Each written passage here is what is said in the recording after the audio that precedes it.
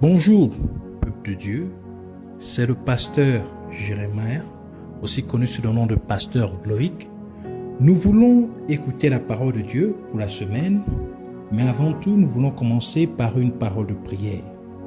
Alors, en signe de révérence à notre Père Céleste, à notre Dieu, baissons nos têtes et prions ensemble. Dieu Tout-Puissant, Dieu de merveille, Dieu de gloire, Dieu de prodige, Saint des saints, Roi des rois, Seigneur des seigneurs, Dieu Tout-Puissant, seul et véritable Dieu. Merci pour cette énième occasion que tu nous accordes de pouvoir nous retrouver dans ta présence. Nous venons ainsi nous remettre entièrement tes mains, corps, âme et esprit, pensée et cœur, l'air, l'atmosphère, tout autour de nous et en nous. Nous remettons toutes choses en tes mains. Prions que tu puisses encore, Seigneur, nous amener dans la profondeur de la révélation de ta parole, la révélation de tes mystères contenus dans ta parole. Nous implorons ta miséricorde. Prions que tu nous pardonnes pour tout ce que nous avons fait, dit et pensé, qui ne t'a pas honoré et glorifié. Que tu nous purifies, que tu nous sanctifies, que tu purges notre conscience de toute œuvre morte, afin que nous venions à te servir comme il se doit. Purifie-nous, Seigneur, et sanctifie-nous par ton sang que tu as fait couler à la croix de Golgotha. Nous nous levons aussi contre tout ce qui s'oppose à la révélation de ta parole, qui soit lié, chassé, renvoyé dans les gouffres de l'enfer au nom de Jésus-Christ, et nous proclamons que Jésus-Christ est Seigneur à la gloire de Dieu le Père. Merci, Dieu de merveille, Dieu de prodige. Merci encore pour ces moments. Au nom de Jésus-Christ, nous prions ainsi. Amen. Alors nous allons continuer et clôturer notre thème principal sur le mystère de la prière de Jabez. Ainsi, nous allons prendre notre passage principal des Saintes Écritures dans le livre de 1 Chronique, chapitre 4, versets 9 à 10. Nous lisons ainsi la parole de Dieu dans 1 Chronique, chapitre 4, versets 9 à 10, au nom de Jésus-Christ. Jabez était plus considéré que ses frères.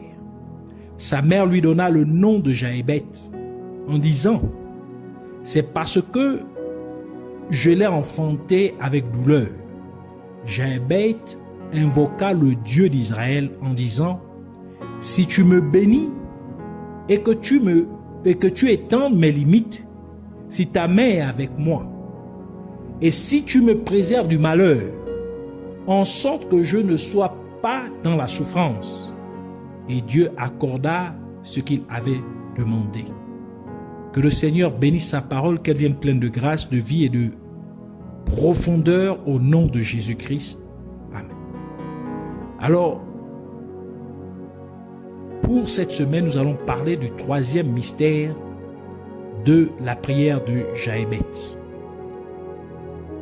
Troisième mystère de la prière de Jabez, qui est Jabez demanda à Dieu de le préserver du malheur.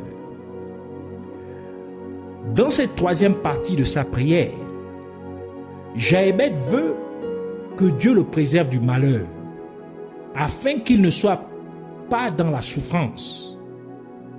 Cela nous dit donc que la souffrance afflige une personne. Et parce que l'âme est le siège de toutes les émotions, cela implique donc que la souffrance afflige votre âme. Par conséquent, en demandant à Dieu de le garder ou de le préserver du malheur, afin que cela ne l'afflige pas ou qu'il ne soit pas dans la souffrance, Jabez demandait en fait à Dieu de protéger son âme. Jabez demandait à Dieu de donner de la sécurité à son âme. Car le but de Satan est d'apporter le malheur dans la vie des gens afin qu'ils puissent s'affliger. Et c'est pourquoi Jésus-Christ a demandé à Dieu, le Père, de nous garder du malheur. Dans Jean chapitre 17, verset 15 qui dit c'est Jésus qui prie. Il dit, je te prie, je ne te prie pas de les ôter du monde, donc de nous ôter du monde, de ôter son église du monde, mais de les préserver du mal. Et si une personne est dans la souffrance, cela signifie que sa joie lui a été retirée. Et quand votre âme est dans la souffrance, vous ne désirerez plus avancer dans la vie, car votre volonté siège dans votre âme. Et c'est l'une des raisons pour lesquelles Jésus-Christ a été oint du Saint-Esprit, afin de guérir ceux qui sont affligés. Luc chapitre 4, verset 18 qui dit, c'est Jésus qui parle, il dit, l'Esprit du Seigneur est sur moi, parce qu'il m'a oint pour annoncer une bonne nouvelle aux pauvres. Il m'a envoyé pour guérir ceux qui ont le cœur brisé, donc ceux qui sont affligés, ceux qui sont découragés, ceux qui sont démoralisés, parce qu'ils se trouvent dans la souffrance. Il continue pour proclamer aux captifs la délivrance et aux aveugles le recouvrement de la vue, pour envoyer libres les opprimés. Ainsi, en demandant à Dieu de le préserver du malheur, afin qu'il ne soit pas dans la souffrance, Jochebed demandait en réalité à Dieu de protéger sa joie, de garder sa joie intacte. En demandant à Dieu de le préserver du malheur, afin qu'il ne soit pas dans la souffrance, Jochebed demandait intuitivement à Dieu de protéger sa volonté de progresser dans la vie. Et c'est l'une des raisons pour lesquelles la parole de Dieu nous demande de toujours nous réjouir. Philippiens chapitre 4, verset 4 qui dit « Réjouissez-vous toujours dans le Seigneur. » Je le répète, réjouissez-vous. 1 Thessaloniciens chapitre 5, verset 16 ajoute pour dire « Soyez toujours joyeux. » Il est donc impératif pour vous, en tant que chrétiens, de prier pour que Dieu vous protège du malheur, afin que votre âme soit en sécurité et que l'ennemi ne puisse pas avoir accès pour affliger votre âme et pour vous priver de votre joie. Et c'est l'une des raisons pour lesquelles Jésus-Christ nous a recommandé de prier la requête suivante dans la prière de notre Père, dans Matthieu chapitre 6, verset 13 qui dit « Ne nous induis pas en tentation, mais délivre-nous du malin. » D'autres versions disent « Délivre-nous du malheur. » Il dit « Car c'est à toi qu'appartient dans tous les siècles le règne, la puissance et la gloire. Amen. » Et l'un des moments où votre âme est la plus vulnérable est lorsque vous dormez. Car pendant votre sommeil, votre cerveau et vos sens physiques sont tous inactifs. Ainsi, l'ennemi peut facilement vous induire en erreur pendant votre sommeil. Et c'est la raison pour laquelle les gens se retrouvent en train de manger dans leurs rêves contre leur gré. D'autres peuvent se voir en train d'avoir des relations sexuelles dans leurs rêves sans leur consentement. Ainsi de suite. Et c'est la raison pour laquelle Jésus-Christ nous a envoyé notre aide, c'est-à-dire son Saint-Esprit. Jean chapitre 14, verset 16, il dit « Et moi, je prierai le Père, et il vous donnera un autre consolateur, afin qu'il demeure éternellement avec vous. » Ainsi, par son Saint-Esprit, Dieu veut que vous ayez un autre sens surnaturel. Par son Saint-Esprit, Dieu veut faire de vous un être humain extraordinaire. Par son Saint-Esprit, Dieu veut vous donner des capacités divines pour que vous ne soyez plus la victime du mal. Car, par conséquent, Dieu a fait de votre corps physique la demeure de son Saint-Esprit. Comme le déclare la parole de Dieu dans 1 Corinthiens chapitre 3, verset 16 qui dit « Ne savez-vous pas que vous êtes le temple de Dieu et que l'Esprit de Dieu habite en vous. » Mais le livre de 2 Chroniques déclare que les cieux des cieux ne peuvent pas contenir Dieu. 2 Chroniques chapitre 2 verset 6 qui dit « Mais qui a le pouvoir de lui bâtir une maison, puisque les cieux et les cieux des cieux ne peuvent le contenir. Première partie du verset. Ainsi, les cieux des cieux ne peuvent pas contenir Dieu, mais Dieu fait de votre corps physique sa demeure. En d'autres termes, Dieu fait en sorte que votre corps physique puisse le contenir. C'est pour vous dire à quel point Dieu vous a équipé en tant que chrétien, afin que vous soyez préservés du malheur. Car la parole de Dieu dit dans 2 Corinthiens chapitre 3 verset 17, « Or le Seigneur, c'est l'Esprit. » Faisons allusion à l'Esprit Saint. Et là où est l'Esprit du Seigneur, là est la liberté.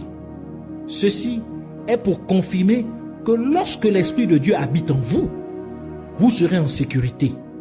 Lorsque vous êtes saturé de la présence de Dieu, vous seriez à l'abri de tout mal. Et c'est pourquoi le roi David dit ce qui suit dans Psaume 121, verset 2 à 8 qui dit « Le secours me vient de l'Éternel, qui a fait les cieux et la terre. Il ne permettra point que ton pied chancelle. Celui qui te garde ne sommeillera point.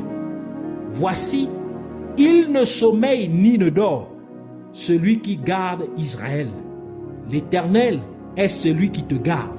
L'Éternel est ton ombre en ta main droite.